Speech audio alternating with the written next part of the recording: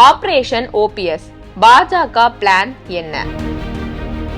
தமிழகத்தில் தேர்தல் நெருங்கி வரும் நிலையில் தேசிய ஜனநாயக கூட்டணியை வலுப்படுத்துவதில் பாஜக தீவிரம் காட்டுகிறது.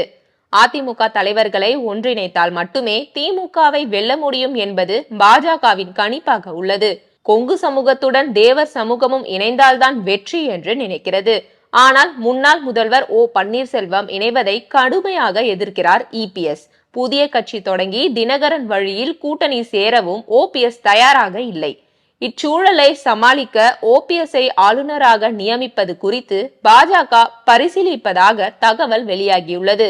இது குறித்து பாஜகவின் தேசிய நிர்வாகிகள் வட்டாரம் கூறுகையில், ஓபிஎஸ்ஐ ஆளுநராக்க இபிஎஸ் தடையாக இருக்க மாட்டார். ஓபிஎஸ்க்கு இப்பதவி வழங்குவதால் அவரது சமூகத்தினரும் ஆதரவாளர்களும் மகிழ்ச்சி அடைவார்கள். இந்த விஷயத்தில் பிரதமர் மோடி இறுதி முடிவு எடுப்பார் என்று தெரிவித்தனர்.